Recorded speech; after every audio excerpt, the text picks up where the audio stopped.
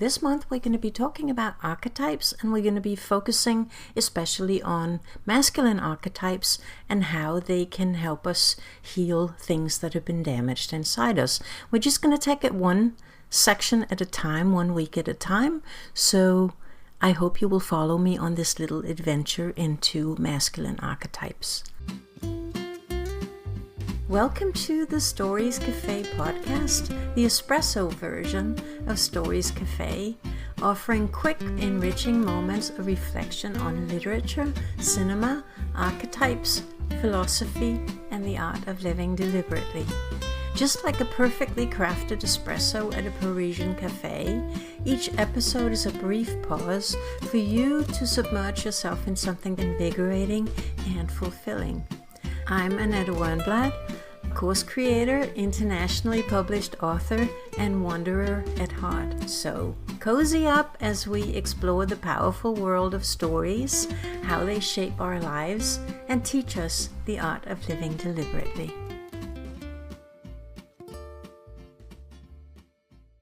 What we're going to be talking about today is a subject that's close to my heart, what I call seasonal living. And by seasonal living, I don't mean what types of vegetables to eat. I mean, what is the best way to live in harmony with the seasons?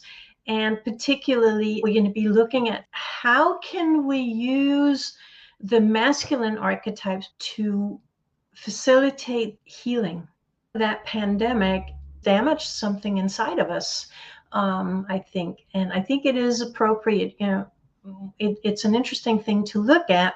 What do you do if something inside of you has been damaged? I often talk about how stories and the concept of the hero's journey can help us heal and find courage to go through almost anything in our lives, because it gives us a different perspective.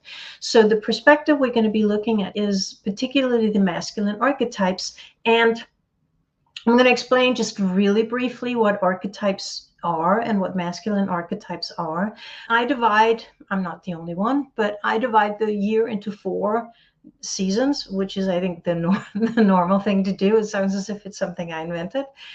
But looking at those very important dates where the light and darkness shift. And you've heard me talk about this, some of you, many times, that those 4 sections of the year, or we recently passed the spring equinox. So we have 3 months from about the 22nd of March, where we have the spring. And then around the 22nd of June, we have the summer solstice, and we get 3 months of summer. And then around the 22nd of September, we have the autumn equinox, so we get 3 months of autumn. And around the 22nd of December, we have the winter solstice and 3 months of winter.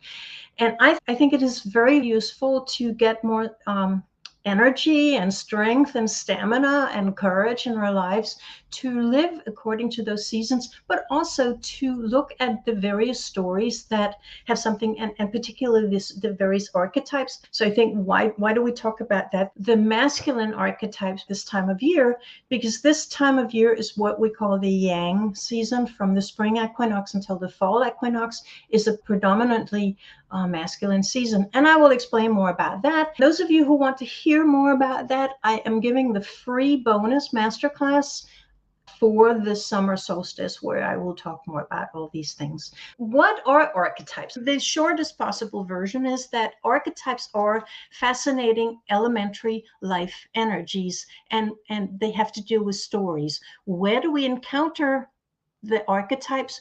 We encounter them in cultural works because, as Jung said, they are the sort of inherited sum total of all the experiences of mankind, basic images in our unconscious that contain a tremendous power and energy. And they're sort of almost passed subliminally, in the sense that when we are born, Jung says, we know about the archetypes, but we find them in cultural works, from classical myths to modern movies.